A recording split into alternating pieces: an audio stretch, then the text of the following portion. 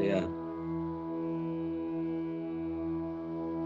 4ನೇ ಅಧ್ಯಾಯದ ಕೆಲವು ಭಾಗಗಳನ್ನು ನಾವು ನೋಡ್ತಾ ಇದ್ದೇವೆ. ಮುಖ್ಯವಾಗಿ ಈ ಅಧ್ಯಾಯದಲ್ಲಿ ಜ್ಞಾನಯೋಗ ಅಂತ ಪ್ರಧಾನವಾದ ಕೆಲವು ಸಂಗತಿಗಳನ್ನ ಕೃಷ್ಣ ಆರಂಭದಲ್ಲೇ ಇದು ಅಪರೂಪದ ಯೋಗ, ಪ್ರತಿಯೊಂದರಲ್ಲೂ ಅದರದ್ದೇ ಆದ ಒಂದು ಎಕ್ಸ್ಕ್ಲೂಸಿವ್ ಕ್ವಾಲಿಟಿ ಇರುತ್ತೆ. ಅಂದಾಗಿ ಪ್ರತಿಯೊಂದಕ್ಕೂ ಹೊಗಳಬೇಕು ಅಂತ ಹೇಳುವುದಲ್ಲ, ಆ ದೃಷ್ಟಿಯಲ್ಲಿ ಅದರ ಅಧ್ಯಯನ ಅತ್ಯಂತ ಅಗತ್ಯ ಅನ್ನೋದನ್ನ ಹೇಳಲಿಕ್ಕೋಸ್ಕರ ಕರ್ಮದ ಸ್ವರೂಪವನ್ನ ಹೇಳಿದ್ರು. ಆ ಕರ್ಮ ಯಾವುದು, ವಿಕರ್ಮ ಯಾವುದು, ಕರ್ಮ ಯಾವುದು, ಅದು ತಿಳಿಲಿಕ್ಕೂ ಕಷ್ಟ ಅಂತ ಹೇಳಿದ್ದು. ಅಂದ್ರೆ ಜಸ್ಟ್ ನಮ್ಗೆ ಮೇಲ್ನೋಟದ ವಿರುದ್ಧವಾದ ಕರ್ಮ, ಮಾಡದೇ ಇರುವಂಥದ್ದು, ತಿಳಿದು ಮಾಡುವಂಥದ್ದು ಅಂತ ಹೀಗೆ 3 ಮುಖಗಳಲ್ಲಿ ತಿಳಿಸಿದ್ರು ಕೂಡ ಅದರ ಕರ್ಮಣೋ ಗತಿ ಕರ್ಮಣ ಗತಿ ಗಹನ ಅಂತ ಅಲ್ಲಿಗೆ ನಿಲ್ಲಿಸಿದ್ರು. ಅಂದ್ರೆ ಕರ್ಮಣ್ಯ ಕರ್ಮಯ ಪಶ್ಯೇದ ಕರ್ಮಣಿ ಚ ಕರ್ಮಯ ಸಬುದ್ಧಿಮಾನ್ ಮನುಷ್ಯೇಶು ಉಪಯುಕ್ತ ಪ್ರಶ್ನ ಕರ್ಮ ಕೃತ ಅಂತ.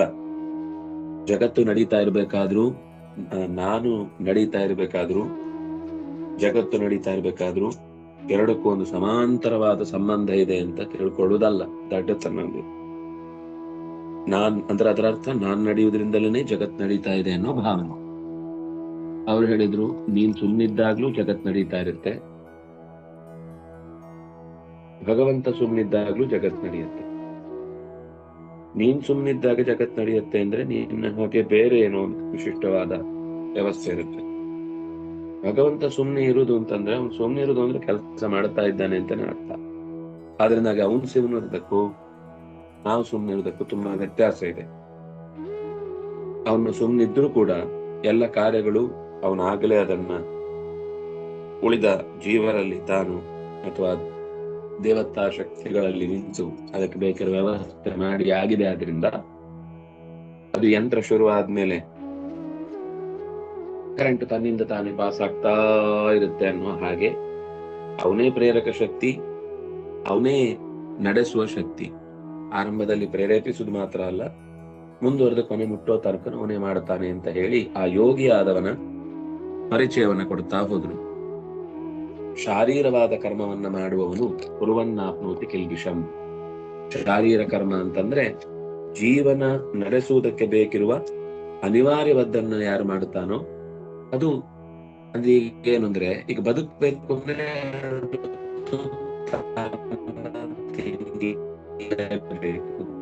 ಅದಿಲ್ಲದೆ ಇದ್ರೆ ಬದುಕಲಿಕ್ಕೆ ಅರ್ಥವೇ ಇಲ್ಲ. ಅಷ್ಟನ್ನ ಅವನ್ ಮಾಡಿದ್ರು ಕೂಡ ಈಗ ನಾವು ಉಸಿರಾಡುವಾಗ ಲಕ್ಷಾಂತರ ಜೀವಿಗಳು, ಗಾಳಿಯಲ್ಲಿರುವ ಅನೇಕ ಸೂಕ್ಷ್ಮಾಣುಗಳು ನಾವು ಉಸಿರನ್ನು ಒಳಗೆ ತಗೊಳ್ಳುವಾಗ್ಲೇ ನಮ್ಮ ದೇಹದ ಬಿಸಿಗೆ ಅವುಗಳಿಗೆ ಬದುಕಲಿಕ್ಕೆ ಆಗುದಿಲ್ಲ, ಸತ್ತು ಹೋಗ್ತಾರೆ. ಅಷ್ಟು ಒಂಥರ ನಮ್ಮ ದೇಹದ ಒಳಗಿನ ವಿಷ ಅವುಗಳಿಗೆ ಆಗಲ್ಲ. ನಾವು ಅಂಗಾರಾಮ್ಲ ಅಂತ ಏನು ಹೇಳುತ್ತೇವೆ ಅಥವಾ ಇಂಗಾಲದ ಡೈಆಕ್ಸೈಡ್ ಅಂತ, ಅದು ಆ ಜೀವಿಗಳಿಗೆ ಆಗಲ್ಲ, ಸತ್ತು ಹೊರಗೆ ಹೋಗುತ್ತೆ.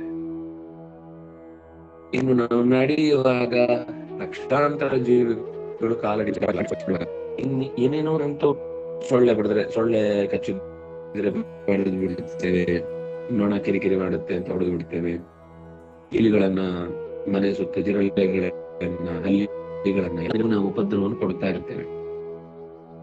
ಆದ್ರೆ ಈ ಉಸಿರಾಟ, ಊಟ,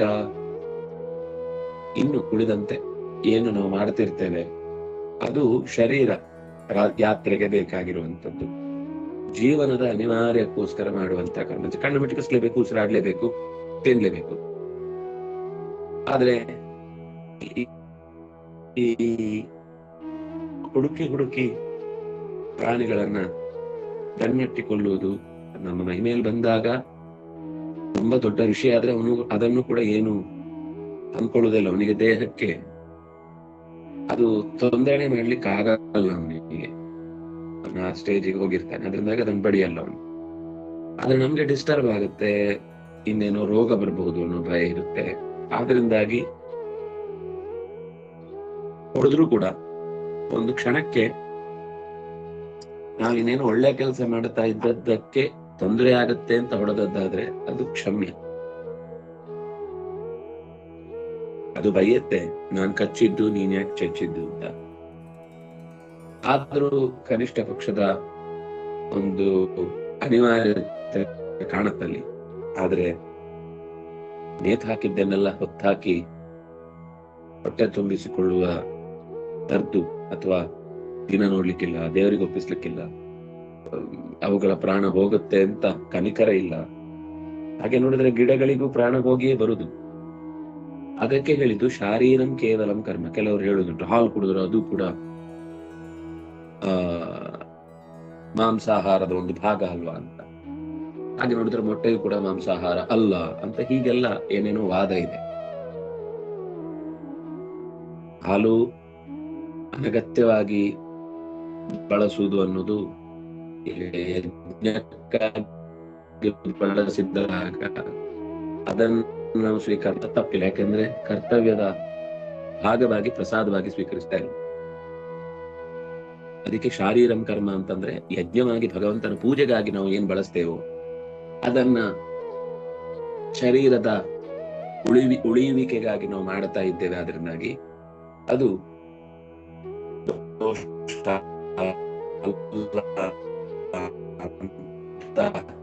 ದೋಷ ಅಲ್ಲ ಅಂತ ಕಡಿಮೆ ದೋಷ ಉಳ್ಳದ್ದು.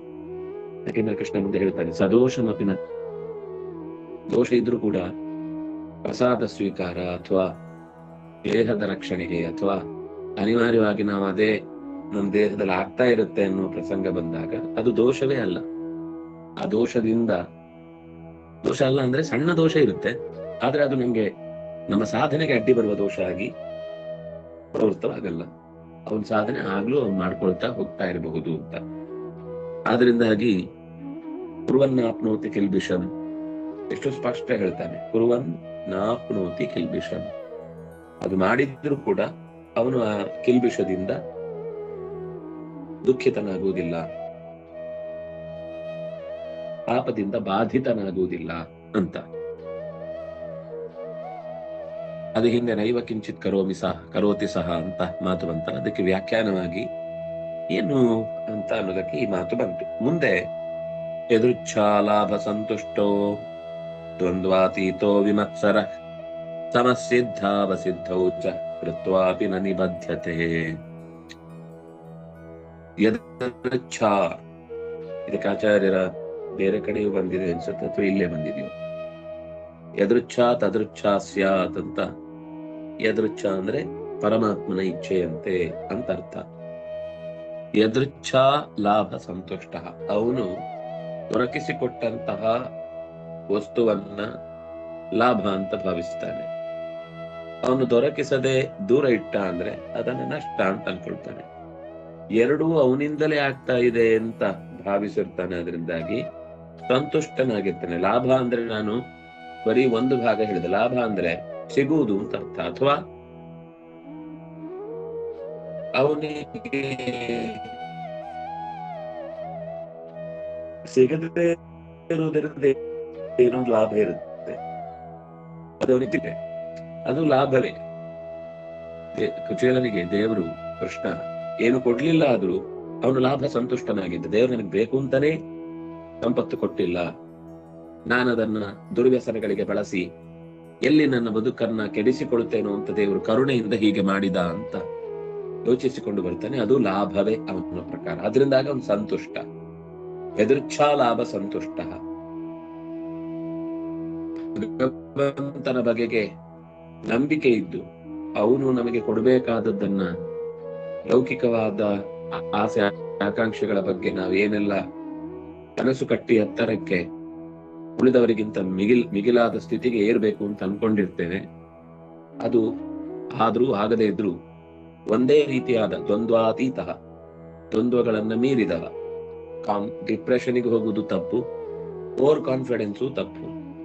ಇನ್ಫೀರಿಯಾರಿಟಿ ಕಾಂಪ್ಲೆಕ್ಸ್ ಅನ್ನೋದು ನಮ್ಮ ಶಕ್ತಿಯನ್ನ ಕುಗ್ಗಿಸುತ್ತೆ. ಓವರ್ ಕಾನ್ಫಿಡೆನ್ಸ್ ಅನ್ನೋದು ನೈರಾಶ್ಯವನ್ನ ಹುಟ್ಟಿಸಿ, ಅಂದ್ರೆ ನಾಳೆ ಅದು ಆಗದೇ ಇದ್ದಾಗ ನಾಳಿದ್ದಿಗೆ ಆ ಕೆಲಸ ಆಗುವ ವಿಷಯದಲ್ಲಿ ಮತ್ತೆ ನಂಬಿಕೆಯೇ ಕುಸಿತು ಹೋಗುತ್ತೆ. ಆದ್ರಿಂದಾಗಿ ದ್ವಂದ್ವಗಳನ್ನ ದಾಟಿದವನಾಗಿ ಇರಬೇಕು. ದ್ವಂದ್ವಾತೀತ ವಿಮತ್ಸರ, ಇದು ಬಹಳ ಮುಖ್ಯ ಒಬ್ಬ ಸಾಧಕನಿಗೆ. ಯಾಕೆಂದ್ರೆ ಎಷ್ಟು ನಾವು ನಮ್ಮ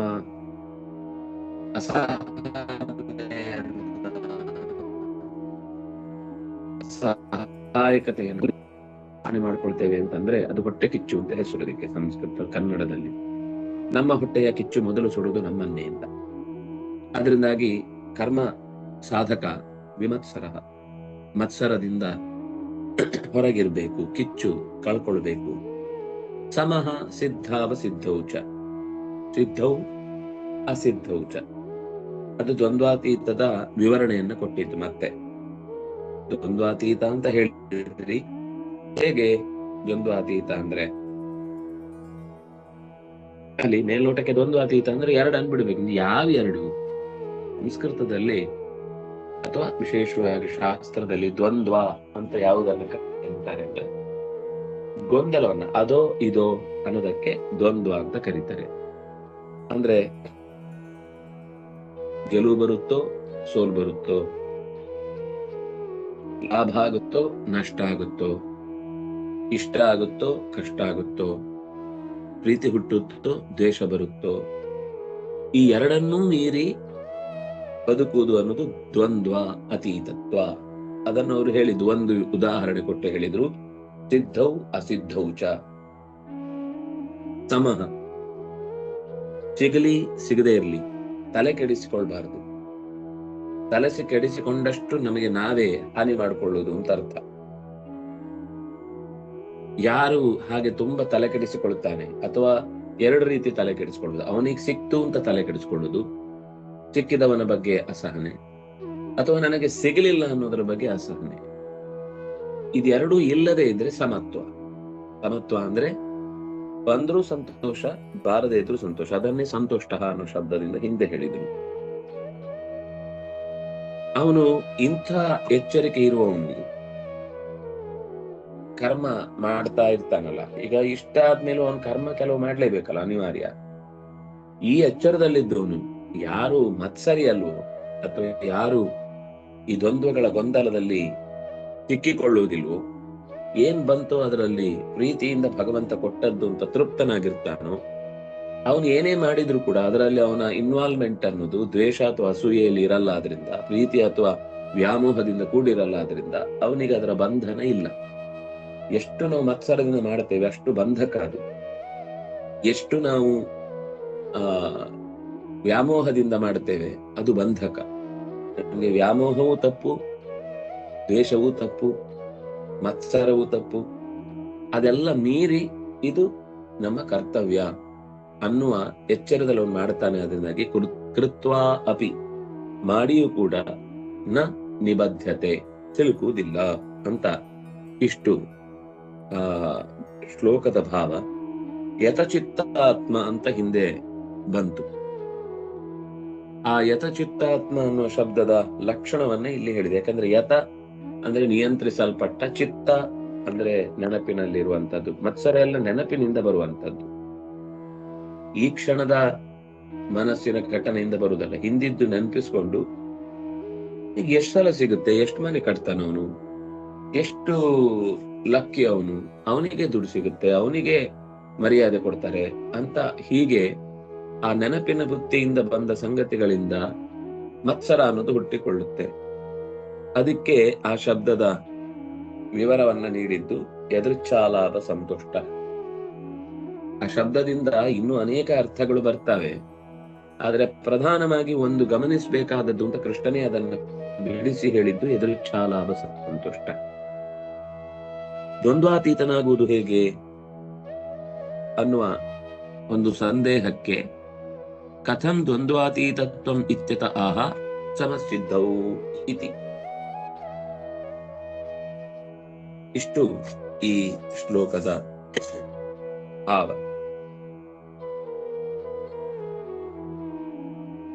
ಈ ಚಿತ್ತವನ್ನು ಮತ್ತು ಮನಸ್ಸನ್ನು ತನ್ನ ನಿಯಂತ್ರಣದಲ್ಲಿ ಇಟ್ಟುಕೊಂಡವನು ಹೇಗಿರ್ತಾನೆ ಅನ್ನೋದಕ್ಕೆ ಆ ಶಬ್ದ ಬಳಸಿದ್ದು. 3 ಗುಣ ಅದು. ಚಿತ್ತದ ನಿಯಂತ್ರಣದಲ್ಲಿರುವವನಿಗೆ 3 ಗುಣ ಇರುತ್ತೆ. ಅದನ್ನೇ ಈ ಶ್ಲೋಕದಲ್ಲಿ ಹೇಳಿದ್ದು. ಏನು? ದ್ವಂದ್ವಾತೀತತ್ವ, ವಿಮತ್ಸರತ್ವ, ಯದೃಚ್ಛಾಲಾಭ ಸಂತುಷ್ಟತ್ವ. ಸಿಕ್ಕಿದ್ದರಲ್ಲಿ ಖುಷಿ ಪಡುವವನು, ಸಿಕ್ಕಿತು ಸಿಕ್ಕಲಿಲ್ಲ ಅನ್ನುವುದಕ್ಕೆ ಸಮಾನವಾಗಿ ಎರಡಕ್ಕೂ ಭಗವಂತರ, ಅದು ಹಿಂದಿನ ಭಾವದ್ದೇ ಕಂಟಿನ್ಯೂಷನ್. ಅದರ ಭಗವಂತ ಕೊಟ್ಟ ಕೊಡ್ಲಿಲ್ಲ ಅನ್ನೋದು ಎರಡು ಅವನ ಇಚ್ಛೆ ಇದಾದದ್ದಾದ್ರಿಂದ ಆ ಎರಡಕ್ಕೂ ಕೂಡ ಅವನ ಪ್ರತಿಕ್ರಿಯೆ ಸಮಾನವಾಗಿರುತ್ತೆ ಅನ್ನೋದು ದ್ವಂದ್ವಾತೀತತ್ವ. ಯಾಕೆ ಹಾಗಾಗುತ್ತೆ? ಅದು ಹೇಗೆ ದ್ವಂದ್ವವನ್ನ ಗೆಲ್ಲುವುದು ಸಾಧ್ಯ ಅಂತಂದ್ರೆ ವಿಮತ್ಸರ, ಮಾತ್ಸರ್ಯ ಇದ್ದಾಗ ಆ ದ್ವಂದ್ವಾತೀತತೆ ಎಷ್ಟು, ಅದು ಯಾವ ವಿಷಯಕ್ಕಾದ್ರೂ ಸರಿ, ಲೋಕದ ವಿಷಯಕ್ಕಾದ್ರೂ ಸರಿ. ಜಪ ಮಾಡುವಾಗ ಅವನು ಜಪ ಮಾಡುವಂಗ ಆಗ್ಬಾರ್ದು, ನನಗ್ ಮಾತ್ರ ಆ ಜಪ ಮಾಡುವ ಹಾಗಾಗ್ಬೇಕು. ಅವ್ರಿಗೆ ಸಿಗ್ಬಾರ್ದು, ನಂಗೆ ಮಾತ್ರ ಸಿಗ್ಬೇಕು. ಅವರು ಕೊಡ್ಲಿಲ್ಲ, ನಂಗೆ ಸಿಗ್ಬೇಕಿತ್ತು ಅನ್ನುವ ಈ ಎಲ್ಲ ಅಧ್ಯಾತ್ಮದಲ್ಲೂ ಮಾತ್ಸರ್ಯ ಅಂದಿರುತ್ತೆ, ಲೋಕದಲ್ಲೂ ಮಾತ್ಸರ್ಯ ಅಂತಿರುತ್ತೆ. ಆ ಎರಡೂ ಮಾತ್ಸರ್ಯಗಳು ಏನು ಮನಸ್ಸಿನ ಮೇಲೆ ಗಾಢ ಪರಿಣಾಮ ಬೀರುವುದರಿಂದ ದ್ವಂದ್ವಾತೀತತ್ವ ಅನ್ನೋದು ದಾರಿ ತಪ್ಪಿಸುತ್ತೆ. ಚಿತ್ತದ ಯಾವುದು ಲಾಭದ ಸಂತೃಪ್ತಿಯನ್ನು ಹೊಂದುವುದಕ್ಕೂ ಕೂಡ ಕಷ್ಟ ಕೊಡುತ್ತೆ. ಯದೃಚ್ಛ ಅಂದ್ರೆ ಏನು? ಅನಾಯಾಸವಾಗಿ ಬರುವುದು ಅಂತ ನಮಗೆ ಮೇಲ್ನೋಟಕ್ಕೆ ಒಂದರ್ಥ ಬರುತ್ತೆ. ಅನಿರೀಕ್ಷಿತವಾಗಿ ನಾವು ಬೇಡದೇ ಬರುವುದು ಅನ್ನುವುದು ಒಂದು ನಮಗೆ ಈಗ ಅಂದ್ರೆ ಲೋಕದ ಭಾಷೆಯ ದೃಷ್ಟಿಯಿಂದ ಅರ್ಥ ಆಗುವಂಥದ್ದು. ಆಚಾರ್ಯರು ಅದಕ್ಕೆ ವಿವರಣೆ ಕೊಟ್ಟಿದ್ದು ಬೇರೆ ಕಡೆ.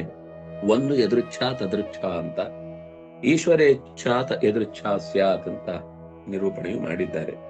ಯತ್ ಅನ್ನೋದು ಭಗವಂತನ ಹೆಸರದು, ಋಚ್ಛಾ ಅವನು ಕೊಟ್ಟದ್ದು.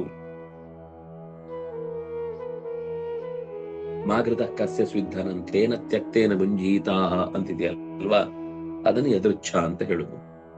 ಅವನೇನ್ ಕೊಡ್ತಾನೋ ಅದನ್ನ ಅವನ್ ತೇನ ತ್ಯಕ್ತೇನ ಭುಂಜೀತ, ಅವನಿಗದು ಬೇಡವೇ ಬೇಡ. ಈ ಕೊಡುವುದು ಅನ್ನೋದಿದೆಯಲ್ಲ, ಕೆಲವೊಂದ್ಸಲ ಅವರಿಗೇನು ವಾಪಸ್ ಕೊಡ್ಲಿಕ್ಕಿರುತ್ತೆ ಅನ್ನೋ ತರ ಅದು ಕಾಣುತ್ತೆ ನಮಗೆ. ಅದಕ್ಕೆ ಉಪನಿಷತ್ತು ತ್ಯಕ್ತ ಅನ್ನೋ ಶಬ್ದವನ್ನ ಹಾಕುವ ಮೂಲಕ ಅವನಿಗೆ ನಿಮ್ಗೆ ಕೊಟ್ಟೇನೋ ಪ್ರತಿಯಾಗಿ ಲಾಭ ಆಗ್ಬೇಕಾದ್ದು ಇಲ್ವೇ ಇಲ್ಲ. ಅವನು ತ್ಯಕ್ತ ಬಿಟ್ಬಿಡಿದ, ನಿನ್ಗೆ ಅಂತಾನೆ ಕೊಟ್ಟಿದ್ದಾನೆ. ಸುಖದ ಬಗ್ಗೆ, ಆ ಕರ್ಮ ಲಾಭದ ಬಗ್ಗೆ, ಬೆನಿಫಿಟ್ಸ್ ಬಗ್ಗೆ ಯಾವತ್ತ ಅವನು ತಲೆ ಕೆಡಿಸ್ಕೊಂಡು ಅವನಲ್ಲ. ಅವನಿಗದು ಬೇಕಾಗಿಲ್ಲ, ಅದನ್ನ ತ್ಯಕ್ತ. ತ್ಯಾಗ ಅಂದ್ರೆ ಅವನು ಸಂಪೂರ್ಣವಾಗಿ ಅದರ ಫಲಗಳ ಬಗ್ಗೆ ಅಪೇಕ್ಷೆ ಪಟ್ಟವನಲ್ಲ, ಅವನಿಗೆ ಯಾವ ಫಲವೂ ಬೇಕಿಲ್ಲ. ಆದ್ರಿಂದ ಉಪನಿಷತ್ತು ತ್ಯಕ್ತ ಶಬ್ದ ಬಳಸ್ತು. ಇಲ್ಲಿ ಲಾಭ ಸಂತುಷ್ಟ ಅನ್ನುವ ಶಬ್ದದಿಂದ, ಅದು ಯದೃಚ್ಛಾ ಶಬ್ದದಿಂದ ಬಂತು. ಯದೃಚ್ಛಾ ಲಾಭ ಸಂತುಷ್ಟ, ಅವನು ಕೊಡ್ಬೇಕಾದನ್ನು ಕೊಟ್ಟೇ ಕೊಡ್ತಾನೆ. ಯಾಕೆಂದ್ರೆ ಯತ್ ಅನ್ನೋ ಶಬ್ದ ತುಂಬಾ ಸುಂದರವಾದ ಶಬ್ದ, ಅದು ದೇವರ ಹೆಸರು. ಏಕೋ ನೈಕಸ್ತವ ಯತ್ತ ಪದಮನುತ್ತಮಂ ಅಂತ ಸಹಸ್ರನಾಮದ ಮಾತಿನ ನಡುವೆ ಬರುವಂತಹ ಒಂದು ಶಬ್ದ.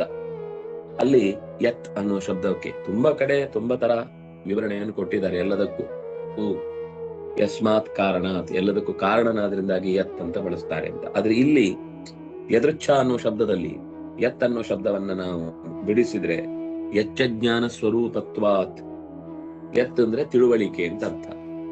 ಸಂಪೂರ್ಣವಾದ ತಿಳುವಳಿಕೆ ಉಳ್ಳವನ ಯಾ ಪ್ರಾಪಣೆ ಅನ್ನುವ ಅರ್ಥದಲ್ಲಿ ಗತಿ ಅನ್ನುವುದಾದ್ರಿಂದ ಅದು ಅವಗತಿಯನ್ನ, ಅವಗಮನವ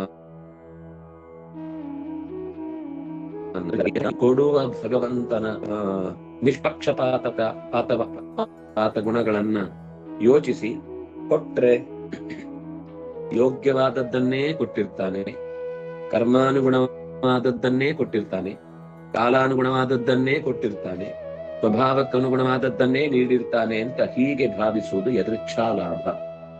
ಇದರಿಂದ ಸಂತುಷ್ಟ, ಇದರಿಂದ ಸಂತೃಪ್ತಿಯನ್ನು ಹೊಂದಿದವ. ಅದರಿಂದಾಗಿ ಯದೃಚ್ಛಾ ಲಾಭ ಸಂತುಷ್ಟೋ ದ್ವಂದ್ವಾತೀತೋ ವಿಮತ್ಸರ ಸಿದ್ಧೌ ಚ ಕೃತ್ವಾಪಿ ನ ನಿಬದ್ಧತೆ ಅಂತ ಆದವನು ಅನಾಯಾಸವಾಗಿ ಅಥವಾ ಅಯಾಚಿತವಾಗಿ ಅಥವಾ ಅನಿರೀಕ್ಷಿತವಾಗಿ ಏನು ಸಂಭವಿಸಿತೋ ಅದನ್ನು ಸ್ವಾಗತಿಸ್ತಾನೆ. ಇಟ್ಟಾಂಗೆ ಇರುವೆನೋ ಹರಿಯೇ ಅನ್ನುವ ಮಾತಿನ ಹಿನ್ನೆಲೆಯೂ ಇದೆ. ನೀನ್ ಹೇಗಿಟ್ಟಿರ್ತೀಯೋ ಹಾಗಿರ್ತೇನಪ್ಪ. ಸ್ವಾಗತಿಸ್ಬೇಕು. ಅಯ್ಯೋ ಅಂತ ತಲೆ ಮೇಲೆ ಕೈ ಹೊತ್ತು ಕೂಡುವುದಲ್ಲ. ಪಾಂಡವರು ಜೂಜಾಡ್ಬೇಕಾಯಿತು, ಅವ್ರು ಬೇಡಿದ್ದಲ್ಲ, ಅದು ಬಂತು, ದೈವಾತ್ ಬಂತು, ನಾವದನ್ ತಪ್ಪು ಅಂತ ಹಠ ಮಾಡಿರ್ತೇವೆ. ಭಾರತದಲ್ಲೂ ಈ ಮಾತು ಬರುತ್ತೆ. ನಾವು ಯಾವುದನ್ನ ಬೇಡ ಅನ್ಕೊಂಡಿದ್ವು ಜಗಳ, ಅದು ಇನ್ನೊಂದು ರೂಪದಿಂದ ನಮ್ಮನ್ನು ಎಳ್ಕೊಂಡು ಹೋಗ್ತಾ ಇದೆ ಅಂತ. ಧರ್ಮರಾಜನಿಗೆ ತಿಳಿಯದೇ ಅಲ್ಲ ಪೂರ್ತಿ ಘಟನೆ ನಡೆದದ್ದು. ಮತ್ತೆ ನಡೆಯುವಾಗ ಇದು ನಡೀತಾ ಇದೆ, ಇದು ದೈವ ಸಂಕಲ್ಪ ಅಂತ ತಿಳಿದು ಮಾಡಿದ್ದು ಹೊರತು, ಜೂಜಾಡಿದ್ರಲ್ಲಿ ಕಲಿ ಇತ್ತು ಹೌದು, ಆದ್ರೆ ಆ ಕಲಿ ನಡೆಯುವಾಗ್ಲೂ ಅವ್ರಿಗೆ ಅದು ಒಂದು ಎಚ್ಚರ ಇತ್ತು, ಇದು ದೈವವೇ ನಡೆಸ್ತಾ ಇರೋದು, ಇದು ಅವನ ಸಂಕಲ್ಪದಲ್ಲಿ ನಡೀತಾ ಇರೋದು, ನಮ್ಮ ಸಂಕಲ್ಪದಲ್ಲ ಇದು ನಡೀತಾ ಇರೋದು ಅಂತ. ಇದು ಎದುರಿಚ್ಛಾ ಲಾಭ. ಈಗ ಹಾಗಾದ್ರೆ ಲೋಕದಲ್ಲಿ ಜೂಜಾಡುದು ದೈವ ಸಂಕಲ್ಪ ಅಂತ ಹೇಳುವುದು ಅಂತ ಮಾಡಬಹುದಲ್ವಾ? ಬಹಳ ಜಾಗ್ರತೆಯಿಂದ ಈ ಮಾತನ್ನ ಅರ್ಥ ಮಾಡ್ಕೊಳ್ಬೇಕು.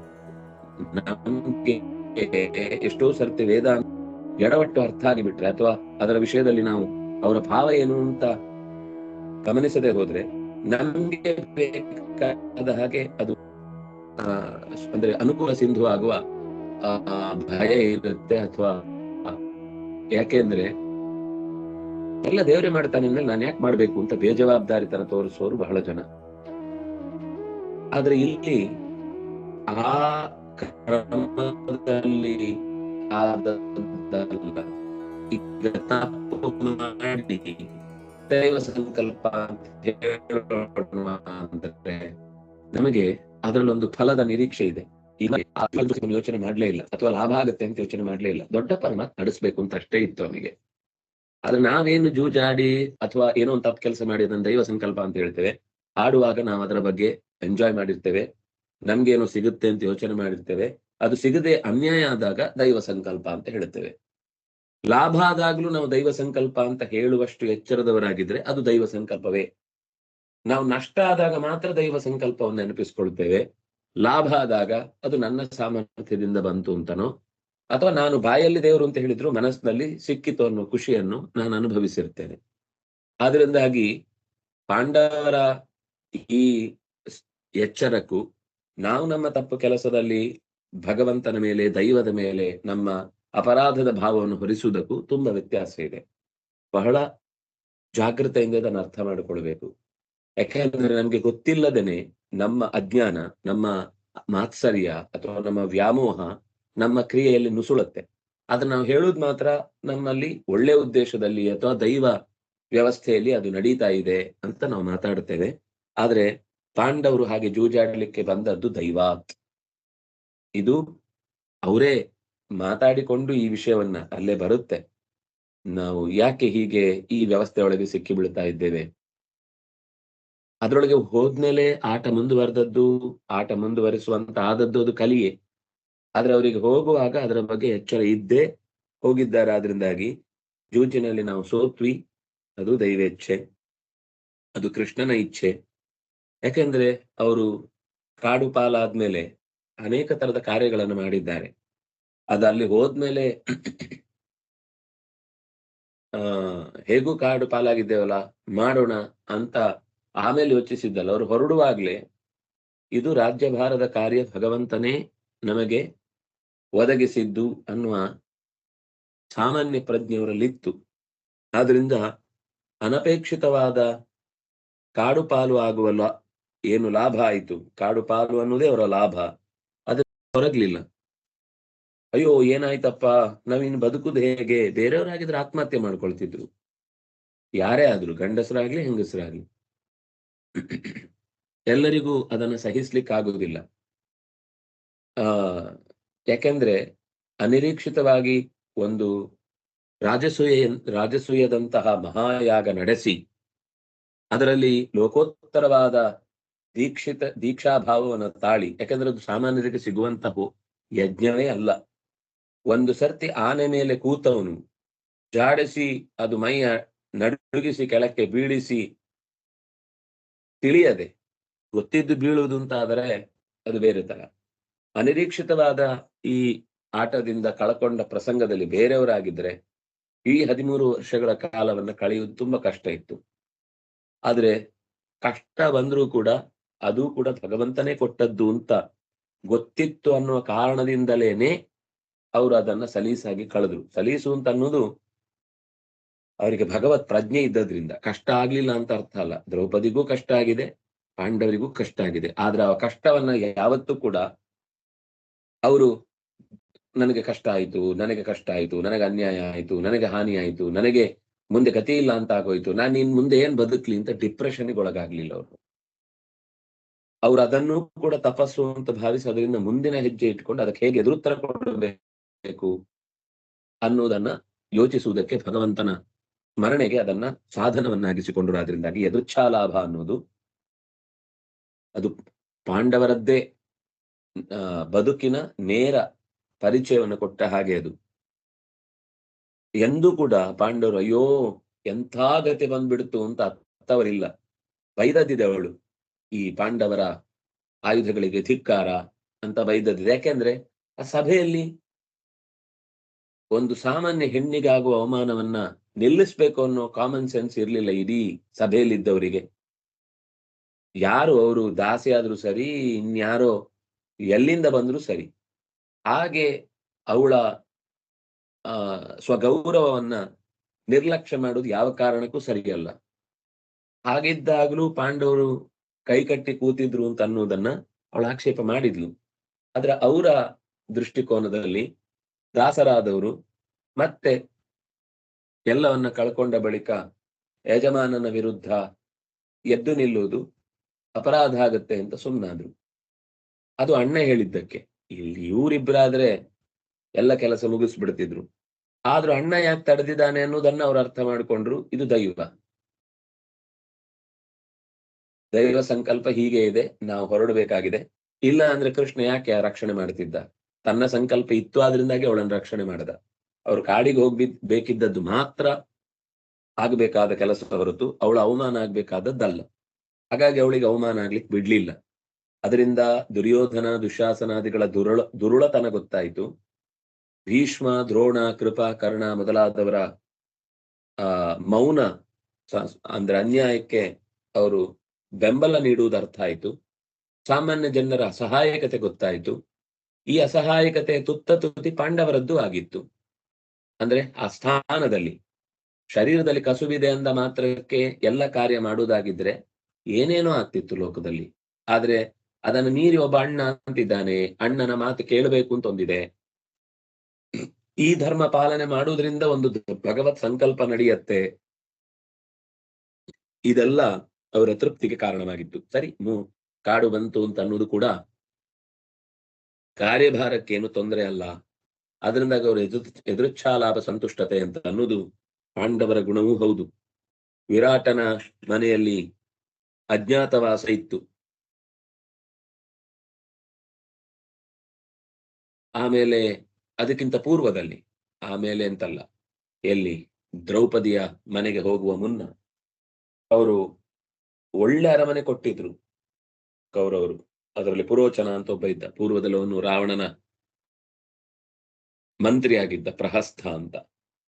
ಅವನ ಆಗ್ಲೂ ದುಷ್ಟ ಮಂತ್ರಿನೇ, ಈಗ್ಲೂ ದುಷ್ಟ ಮಂತ್ರಿನೇ. ಅವನ ಅರಮನೆ ಕಟ್ಟಿಸಿ ಅದರಲ್ಲಿ ಉಳಿಸಿದ. ಅವರಿಗೆ ಒಂದು ದಿನ ಅಲ್ಲಿ ಬೆಚ್ಚಗೆ ನಿದ್ದೆ ಮಾಡ್ಲಿಕ್ಕೆ ಅವಕಾಶ ಆಗ್ಲಿಲ್ಲ. ಅಂದ್ರೆ ಪಾಂಡವರಿಗೆ ಆಯ್ತು, ಭೀಮ ಒಬ್ಬ ಎಚ್ಚರ ಇದ್ದದ್ರಿಂದ ಅವನು ಮಲಗ್ಲಿಲ್ಲ. ಆ ಅರಗಿನ ಮನೆ ಸುಟ್ಟು ಹೋಯ್ತು ಮುಂದೆ. ಆದ್ರೆ ಅವ್ರು ಬೇಸರ ಮಾಡಲಿಲ್ಲ. ಅಯ್ಯೋ ನಮಗೆ ನಾಳೆಯಿಂದ ಅರಮನೆ ಇಲ್ಲದೆ ಎಲ್ಲಿಗೆ ಹೋಗುದು ಅಂತ ಅವ್ರು ಒಪ್ಕೊಂಡಿದ್ರು. ಯಾಕೆಂದ್ರೆ ಅದು ದುರ್ಯೋಧನ ನಡೆಸಿದ ತಂತ್ರ ಅಂತ ಅರ್ಥ ಆಗಿದ್ದಕ್ಕಾಗಿ ಅಲ್ಲಿಂದ ಕಾಡಿನಲ್ಲಿ ಇದ್ದು ಹಿಡಿಂಬವನಕ್ಕೆ ಹೋಗಿ, ಏಕಚಕ್ರ ನಗರಕ್ಕೆ ಹೋಗಿ, ದೃಪದನ ರಾಜ್ಯದ ಬೀದಿಗಳಲ್ಲಿ ಅಲೆದಾಡಿ ಕೊನೆಗೆ ಯಾವುದೋ ಒಂದು ಮನೆಯಲ್ಲಿ ಉಳ್ಕೊಂಡು ಇಷ್ಟ ಆದಾಗ್ಲೂ ಅವ್ರು ಯಾವತ್ತು ಬೇಸರ ಮಾಡಿಕೊಳ್ಳಿಲ್ಲ. ಎಂಥ ದುಸ್ಥಿತಿ ಬಂತು, ರಾತ್ರಿ 3 ಗಂಟೆಗೆ 2 ಗಂಟೆಗೆಲ್ಲ ಗಂಗೆಯಲ್ಲಿ ಸ್ನಾನ ಮಾಡುವ ಹಾಗೆ ನಡ್ಕೊಂಡು ಹೋಗಿದ್ದಾರೆ. ನಾವಾಗಿದ್ರೆ ಅಂತದ್ದು ಒಂದು ದಿವಸದ ಪರಿಸ್ಥಿತಿ ಬಂತು ಅಂತಂದ್ರು ಜೀವನ ಪೂರ್ತಿ ಅದನ್ನೇ ಹೇಳ್ಕೊಂಡು ತಿರುಗ್ತಿದ್ವಿ. ಏನ್ರಿ ಯಾತ್ರೆ ಕರ್ಕೊಂಡು ಹೋಗಿ ಮಧ್ಯರಾತ್ರಿ ನಡೆಸಿದ್ದಾರೆ, ಎಲ್ಲಿ ಉಳ್ಕೊಳ್ಳಿಕ್ ಜಾಗ ಕೊಡದೆ ಇದ್ದದ್ರಿಂದ ಅಂತ. ಆದ್ರೆ ಪಾಂಡವರು ಅಯ್ಯೋ ಎಂಥ ಪರಿಸ್ಥಿತಿ ಬಂತು ಅಂತ ಒಂದು ಕ್ಷಣವೂ ಅನ್ಲಿಲ್ಲ. ಇದು ಕೃಷ್ಣ ತನ್ನ ಇಚ್ಛೆಯಿಂದ ನಮಗೆ ಒದಗಿಸಿದ್ದು ಅಂತ ಖುಷಿಯಾಗಿ ಅದನ್ನು ಸ್ವೀಕರಿಸಿದ್ರು. ಇದೆರಡು ತುಂಬಾ ಒಳ್ಳೆ ಉದಾಹರಣೆ. ಅಜ್ಞಾತವಾಸವು ಎಷ್ಟು ಕಷ್ಟ, ತಮ್ಮ ಐಡೆಂಟಿಟಿ ಗೊತ್ತಾಗದ ಹಾಗೆ, ತಾವು ಪರಸ್ಪರ ಒಬ್ರಿಗೊಬ್ರು ಪ್ರೀತಿಯಿಂದ ಮಾತಾಡಿಕೊಳ್ಳಿಕ್ಕೆ ಅವಕಾಶ ಇಲ್ಲದೆ, ತಮಗೆ ಒಗ್ಗದ ಕಾರ್ಯದಲ್ಲಿ ತಮ್ಮ ಸ್ವಭಾವಕ್ಕೆ ಹೊಂದುವ ಕಾರ್ಯವೇ ಅಲ್ಲ ಅದು. ಅಡಿಗೆ ಅಂತ ಅನ್ನೋದು ಅವನು ಅಂದ್ರೆ ಮಾಡ್ತಿದ್ದ, ಆದ್ರೆ ಅದು ಅವನ ಸಹಜ ಕರ್ಮ ಅಲ್ಲ. ಬರ್ತಿತ್ತು ಅನ್ನೋದು ಬೇರೆ, ಬರ್ತಿರುತ್ತೆ, ಸ್ಕಿಲ್ ಇರುತ್ತೆ, ಅದರ ತೃಪ್ತಿ ಆಗುದು ಎಲ್ಲಿಂದ ಅನ್ನೋದು ಬೇರೆ. ಅದು ಒಂದು ಅನಿವಾರ್ಯವಾದ 1 ವರ್ಷದ ಒಂದು ನಿಯಮದ ಪ್ರಕಾರ ನಾವು ಇರ್ಬೇಕಾದದ್ದಾದ್ರಿಂದ ಅದನ್ನ ಅಷ್ಟೇ ಶ್ರದ್ಧೆಯಿಂದ ದೇವರ ಪೂಜೆ ಅಂತ ಮಾಡಿದ್ರು.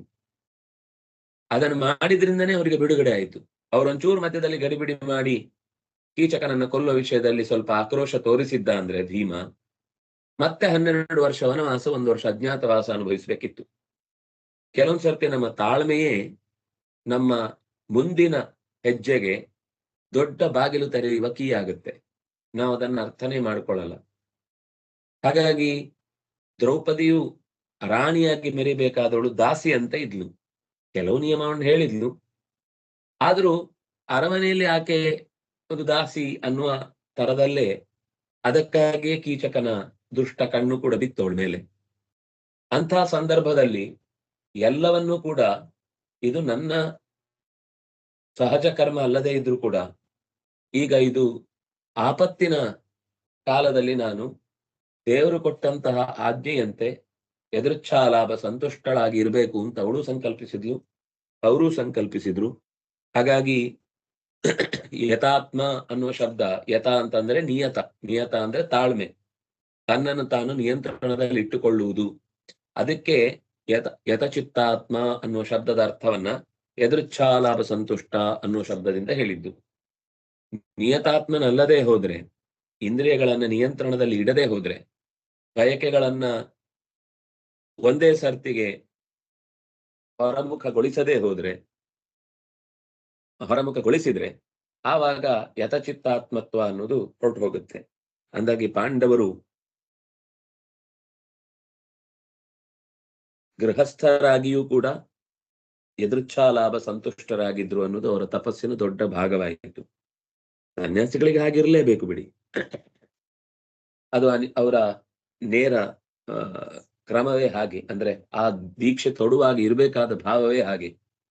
ಆದ್ರೆ ಯಾವಾಗ ಗೃಹಸ್ಥನು ಹೀಗೆ ಎದುರ್ಚ್ಛಾಲಾಭ ಸಂತುಷ್ಟ ಆಗಿರ್ತಾನೆ, ಅವನ ಬದುಕಿನಲ್ಲಿ ಅವನು ಅನುಭವಿಸಬೇಕಾದ ಸುಖ ದುಃಖಗಳ ಏನೇ ಏರಿಳಿತಗಳಿದ್ರೂ ಕೂಡ ಅದು ಅವನಿಗೆ ಹಾನಿ ಉಂಟು ಮಾಡುವುದಿಲ್ಲ ಅಥವಾ ವ್ಯಥೆ ಉಂಟು ಮಾಡುವುದಿಲ್ಲ. ಏನು ಸುಖ ದುಃಖಗಳ ಭಾವವಿದ್ರೂ ಕೂಡ ಅದು ಭಗವಂತನ ನೆನಪಿನೆಡೆಗೆ ಹೆದ್ದಾರಿಯಾಗಿ ನಿಂತು ಬಿಡುತ್ತೆ. ದ್ವಂದ್ವಾತೀತ ಅನ್ನುವ ಶಬ್ದವನ್ನೇ ಮತ್ತೆ ಎದುರ್ಚ್ಛಾಲಾಭ ಸಂತುಷ್ಟ ಅನ್ನೋದಕ್ಕೊಂದು ವಿವರವಾಗಿ ಬಂತು.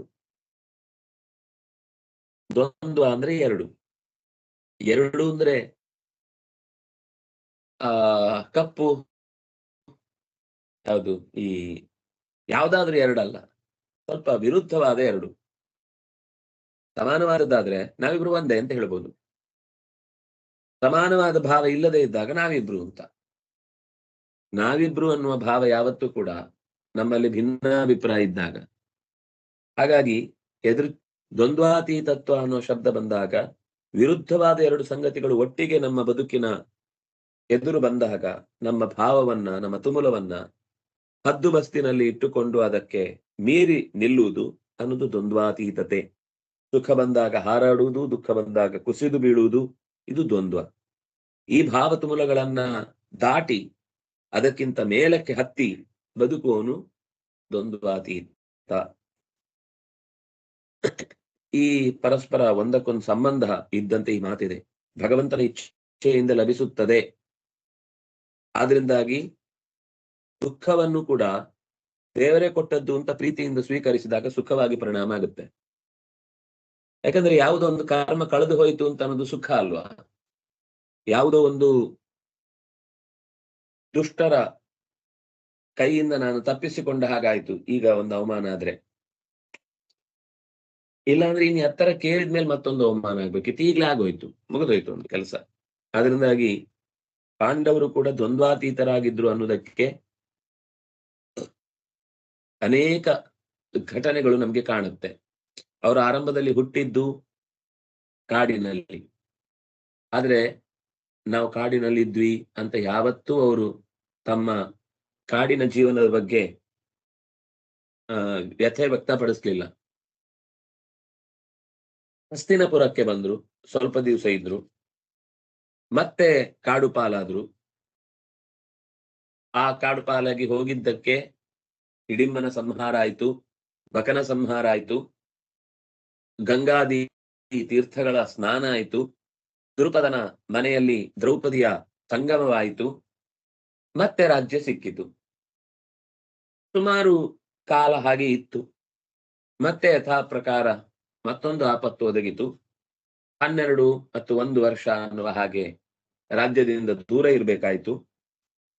ಮತ್ತೆ ಕೃಷ್ಣನ ಅನುಗ್ರಹದಿಂದ ರಾಜ್ಯ ಸಿಕ್ಕಿತು. ಹೀಗೆ ಈ ದ್ವಂದ್ವಗಳಲ್ಲಿ ಪಾಂಡವರು ಒಂದೇ ರೀತಿ ಇದ್ರು, ಕುಸಿದು ಹೋಗ್ಲಿಲ್ಲ. ಬದುಕಿನ ಆಶಯವನ್ನೇ ಕಳ್ಕೊಳ್ಳಿಲ್ಲ. ಗೆದ್ದೆವು ಅಂತ ಹಾರಲಿಲ್ಲ, ಕೌರವರು ಸತ್ರು ಅಂತ ಖುಷಿ ಪಡ್ಲಿಲ್ಲ.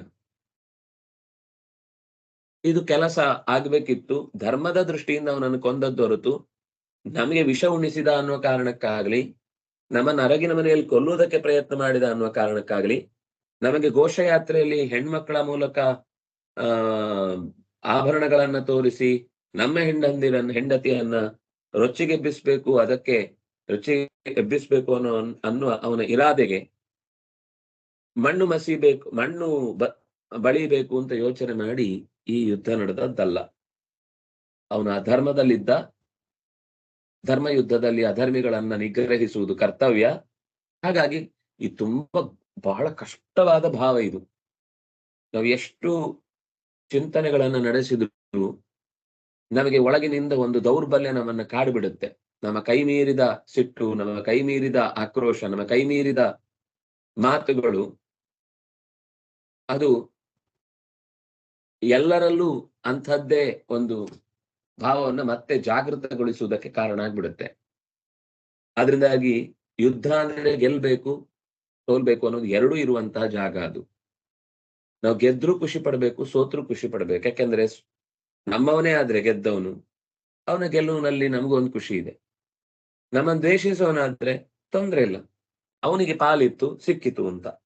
ಹಾಗಾಗಿ ಹತೋವಾ ಪ್ರಾಪ್ಸಿಸೆ ಸ್ವರ್ಗಂ ಜಿತ್ವಾವಾ ಭೋಕ್ಷಸೆ ಮಹೀಂ ಅಂತ ಕೃಷ್ಣ ಈ ಕಾರಣಕ್ಕಾಗಿ ಹೇಳಿದ್ದು. ಇಷ್ಟು ಇವತ್ತು ನಾವು ನೋಡಿದ್ದು ಸಾಕು ಅನ್ಕೋತೇನೆ. ನಾಳೆ ಮತ್ತೆ ಇದರ ಮುಂದುವರೆದ ಚಿಂತನೆಯನ್ನ ಮಾಡೋಣ ಅಂತ ಹೇಳ್ತಾ, ಕಾಯಿನ ವಾಚ ಮನಸ ನಾಳೆ ಇರಲ್ಲ, ನಾಳಿದ್ದು ಅಲ್ಲ ಅದ್ರ ನಾಳಿದ್ದು ಈ ಚಿಂತನೆ ಮುಂದುವರಿಸೋಣ. ಶ್ರೀ ಹರಿಪ್ರಿಯತಾಂ ಶ್ರೀ ಕೃಷ್ಣಾರ್ಪಿತಂ ಅಸ್ತು. ಸೋಮವಾರ ಪಾಠ ಐತಲ್ವಾ ಸರ್? ಸೋಮವಾರನ? ಹಾ ಸರ್. ಬೀದಿಗೆ ಅದು ಪಾಡ್ಯ ಅಲ್ವಾ? ಹಾ ಸರ್, ಅದಕ್ಕೆ ಕೇಳಿದೆ ಸರ್. ಪಾಡ್ಯ ಬೇಡ. ಸರಿ ಸರ್. ನಾಳೆ ಫ್ರೈಡೆ ಆದ್ರೂ ಇಲ್ವಾ? ನಾಳೆ ಫ್ರೈಡೆ ರೀ. ಹಾ ಸರಿ ಸರಿ. ಇವತ್ತು ಸ್ಯಾಟರ್ಡೆ. ಇಲ್ಲ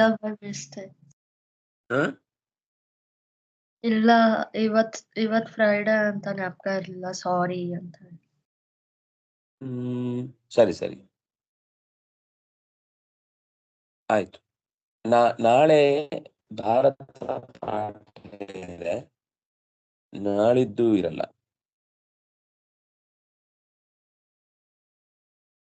ಸರಿನಾ? 2 ದಿನ ಭಾರತನೂ ಇರಲ್ವಾ? ಅದೇ ಹೇಳಿದೀಗ. ನಾಳೆ ಭಾರತ ಇರುತ್ತೆ, ಇಲ್ಲ, ವಾಯ್ಸ್ ನಾಳಿದ್ದು ಬ್ರೇಕ್ ಇರಲ್ಲ. ಆಗ್ತಾ ಇದೆ. ನಾಳೆ ಭಾರತ ಇದೆ, ನಾಳಿದ್ದು ಭಾರತ ಇಲ್ಲ. ಸರಿ ಸರಿ. ಮಹಾಭಾರತ ಪಾಠ ಇದೆ, ಮಹಾಭಾರತ ಪಾಠ ನಾಳಿದ್ದು ಇಲ್ಲ. ಸರಿ ಸರಿ. ರಾಮ್ ರಾಮ್.